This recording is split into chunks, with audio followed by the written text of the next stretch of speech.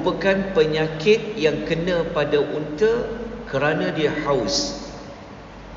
Ni dipanggil penyakit haus. So dia akan minum. Maka dia akan minum dengan banyak. Nisbah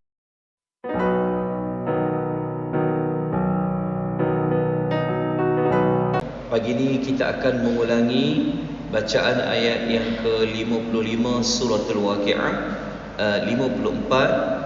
Kemudian kita akan sambung pada ayat yang ke-55. Baik, kita kembali melihat ayat yang ke-55, iaitu azab minuman bagi golongan kiri, ataupun azab bagi golongan yang mendustakan, dan juga azab bagi golongan yang sesat. A'udzu billahi minasy syaithanir rajim.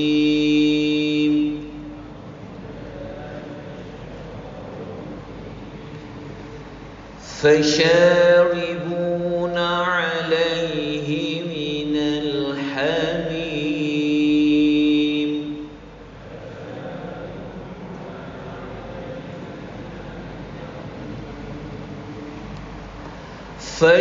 فشاربون شرب الهيم.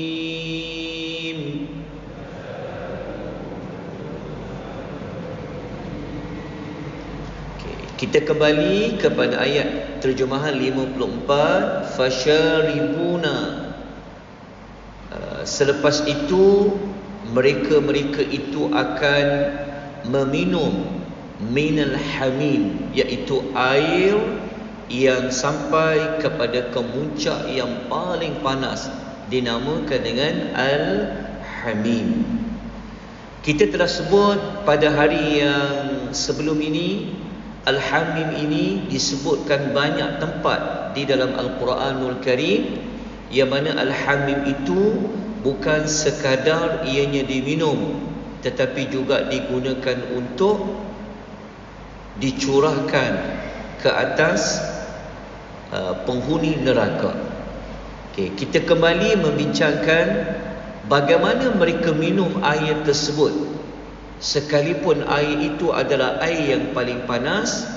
Ayat yang ke-55 Allah mengatakan fasharibuna, iaitu kamu akan meminum syurba, cara minum itu alhim, seperti unta yang sangat haus.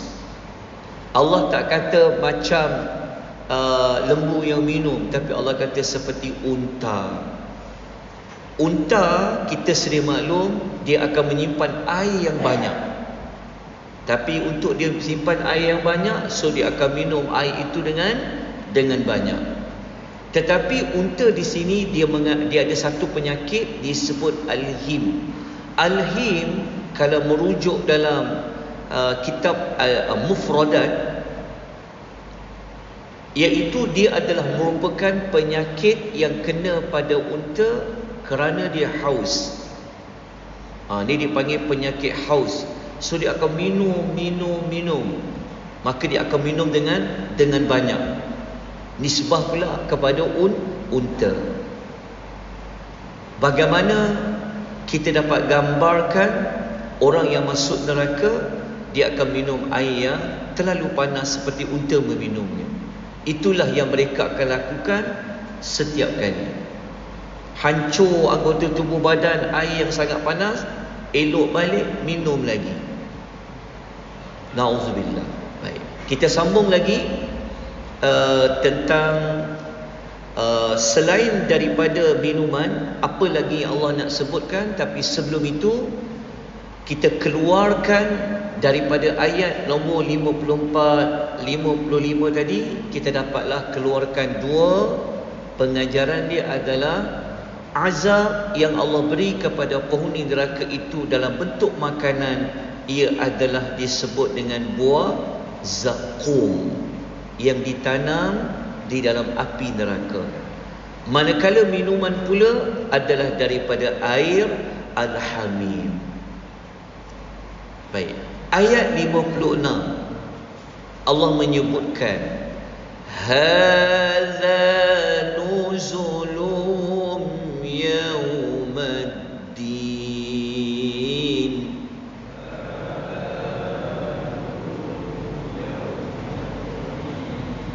Okay. Hadza membawa maksud inilah. Okey, inilah tu adalah kata isyarat, kata tunjuk kepada yang minuman, termasuklah kepada makanan yang Allah nuzuluhum, yang telah disediakan untuk menyambut mereka. Dekat situ ada perkataan nuzul, nuzuluhum tu. Kalau kita merujuk dalam tafsir Adwa'ul Bayan, Syekh Al-Syanqiti mengatakan kalimah nuzul ini dalam Quran Allah gunakan adalah untuk menyambut tetamu-tetamu yang datang. Untuk menyambut tetamu, dia dipanggil nuzul. Sama ada menyambut tetamu itu untuk memuliakan ataupun menyambut tetamu itu untuk memberikan penghinaan. Orang yang masuk ke dalam syurga, mereka umpama tetamu Allah, maka Allah akan menyediakan kepada mereka nuzul.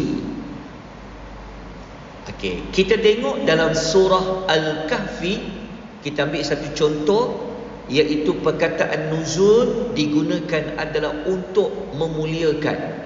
Seperti mana ayat 107 Allah berfirman, innal ladzina amanu wa 'amilus salihat kanat lahum jannatul firdausi nuzula. Perkataan nuzula dengan ayat itu Allah gunakan untuk orang yang masuk syurga.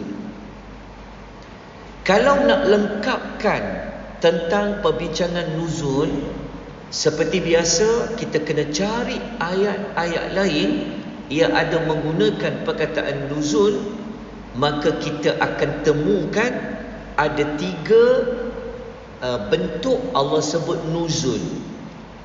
Ada setengahnya Allah hanya guna perkataan nuzulun. Kadang-kadang Allah guna nuzulan, kadang-kadang Allah guna nuzuluhum, seperti ayat yang kita baca tadi. Lepas tu kalau nak cari di dalam Al-Quranul Karim, ada 7 tempat digunakan perkataan nuzul adalah untuk menyebut sebagai kalau tetamu datang, nak hidangkan dia apa, macam mana nak muliakan tetamu tu. Sebab tu kalau tetamu datang, biasanya kita akan sediakan apa dulu? Minuman, betul? Kita sediakan dia minuman, kita akan sediakan dia makanan.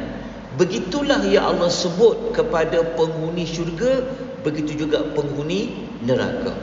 Cuma bezanya nuzul itu bentuknya bagaimana?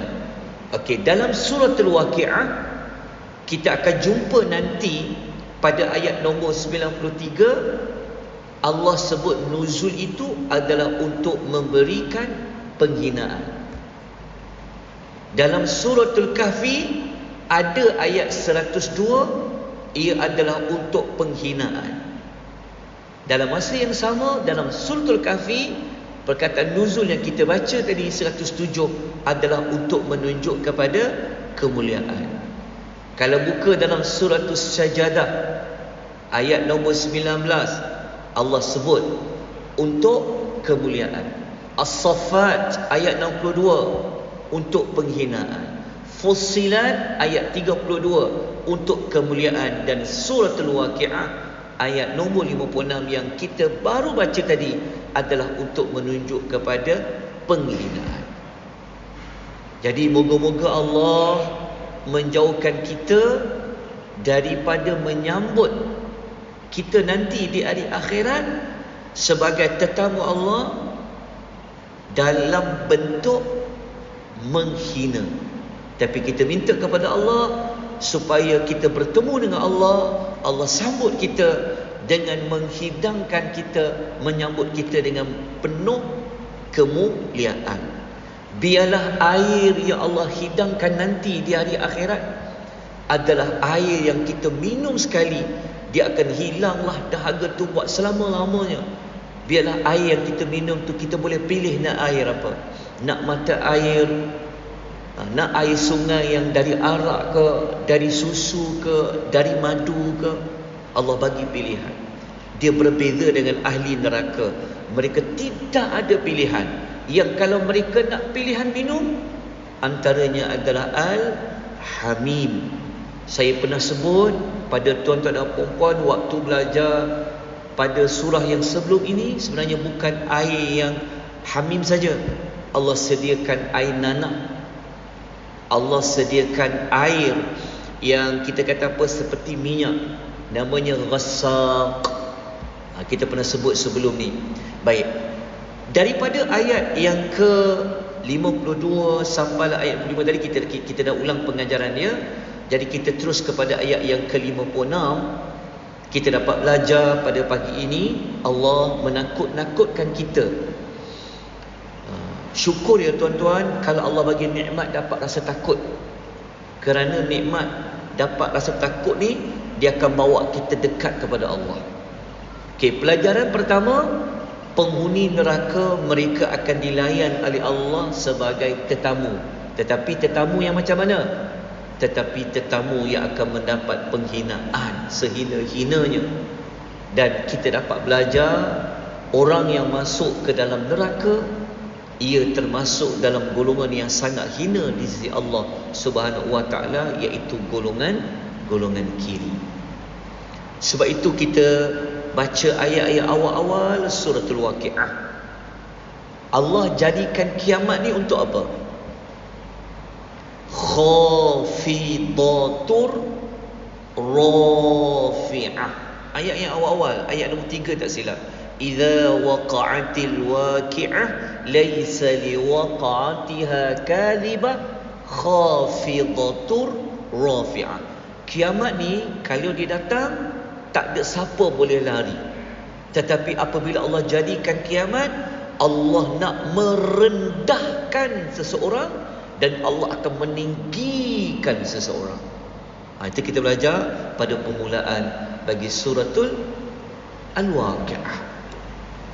Ada orang dekat dunia, dia darjat dia tinggi, pangkat dia tinggi, mulia dia. Tetapi di hari akhirat Allah boleh jatuhkan darjatnya ke darjat yang paling hina apabila Allah masukkan dia ke dalam neraka. Baik, selesai kita kumpulan-kumpulan ayat yang Allah menyebut tentang 3 kumpulan manusia dalam suratul Waqiah. Golongan sabiqun selesai, golongan kanan selesai, dan golongan kiri pun selesai. Maka kali ini ayat yang berikutnya bermula ayat nombor 57.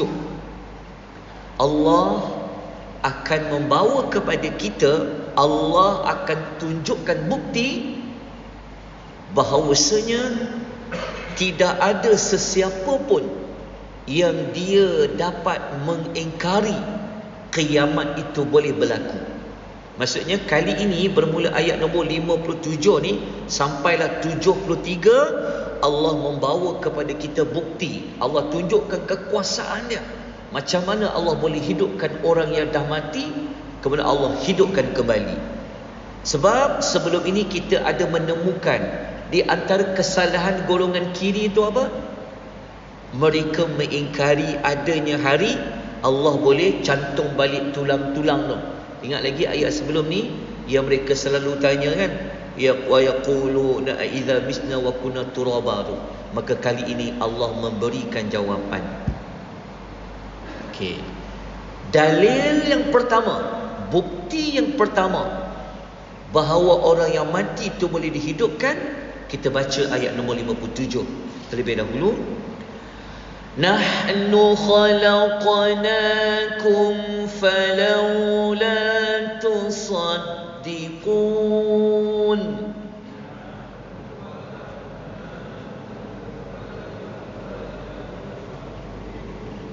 Okay. Ayat ini membawa erti nahnu, iaitu kami, merujuk kepada Allah, yang Allah nak mengagungkan dirinya digunakan kami. Khalaqnakum, telah menciptakan kamu.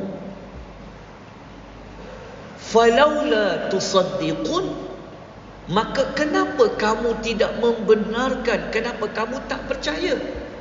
Percaya kepada apa?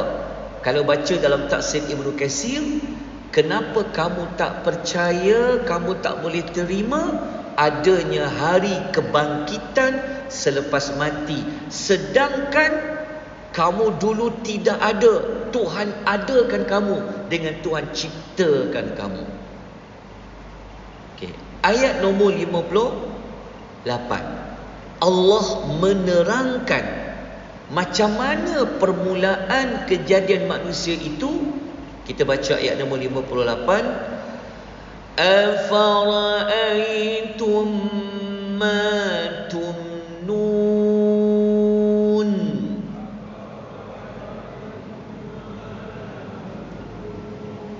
Okay.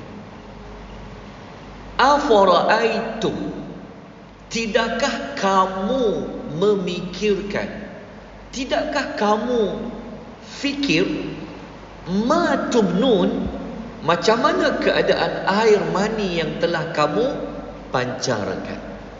Maksudnya Tuhan nak kata, dia buat manusia ni daripada air mani yang manusia tak tahu macam mana dia berlaku.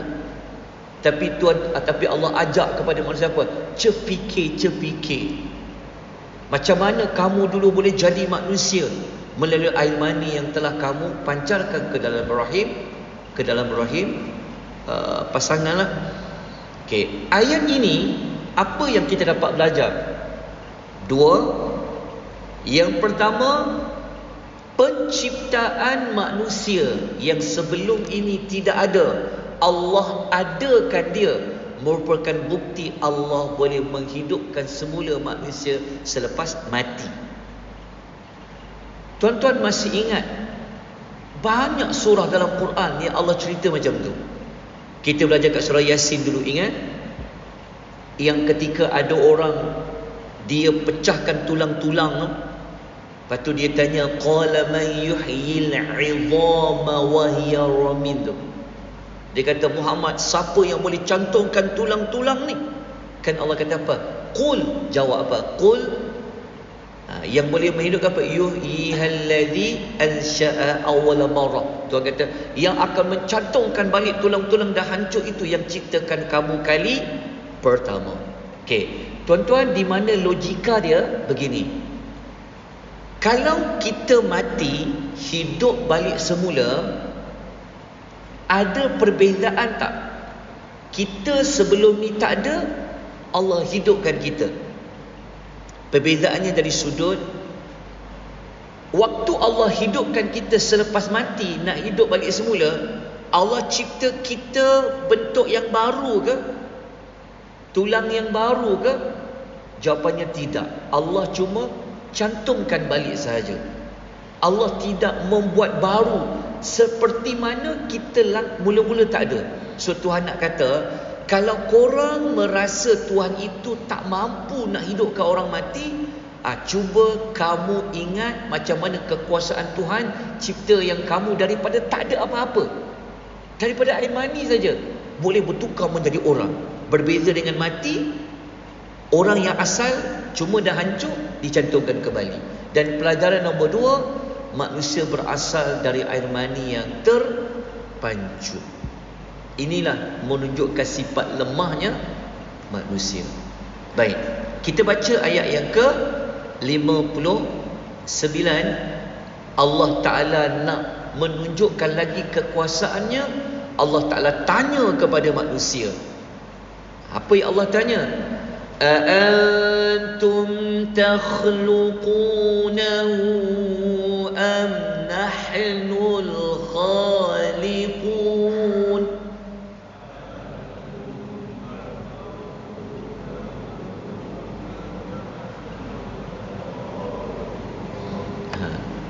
Allah bertanya kepada siapa-siapa, wahai golongan kiri, kamu yang mendustakan, tak percaya Allah berkuasa menghidupkan orang mati. Allah Ta'ala tanya, adakah kamu yang menciptakan air mani yang terpancut itu, atau kami yang menciptakan dia menjadi manusia yang lengkap? Allah Ta'ala tanya. Agak-agak ada tak mana-mana golongan kiri akan kata mereka lah yang ciptakan? Secara yakin takkan ada mana-mana golongan kiri yang akan mengatakan mereka lah yang uruskan manusia dalam rahim itu. Jawapannya tidak ada. Semua orang akan bersetuju ada kuasa yang menjadikan manusia daripada air mani bertukar daripada satu fasa ke satu fasa, akhirnya menjadi manusia. Okey, ayat nombor 60 kita kena baca minggu depan sebab dah 20 minit ni. Minggu depan lah, hari Isnin. Boleh? Kalau tidak saya teruskan. Cukuplah 20 minit. Saya kena patuh kepada janji. Kat poster tu dia tulis 20 minit. Kalau dia tulis 22 minit, ambil lagi 10 minit. Tapi tak apalah, kita sambung insya-Allah. Paling kurang hari ini Allah memberikan kita rasa takut, janganlah masuk api neraka. Kemudian kita dapat belajar hari ini akan kekuasaan Allah. Allah sedarkan kita, Allah ingat kembali bahawa Allah lah yang ciptakan kita, Allah lah yang menguruskan apa yang berlaku dalam rahim ibu itu. Allah lah yang menguruskan macam mana nak menjadikan daripada air mani itu menjadi manusia yang lengkap, manusia yang sempurna. Ayat nombor 60 nanti Tuhan cerita yang sebaliknya pula, iaitu tentang mati pula. InsyaAllah minggu hadapan. Panjang umur, Allah beri kita rahmat. Moga-moga Allah memberikan kita hidayah taufik untuk kita hadir sekali lagi, untuk kita sambung apa yang telah kita bicarakan pada pagi ini. Aqulu qouli hadza wa astaghfirullahal azim. Wabillahi taufiq wal hidayah. Assalamualaikum warahmatullahi wabarakatuh. Subhanakallahumma wa bihamdika asyhadu an la ilaha illa anta astaghfiruka wa atubu ilaik.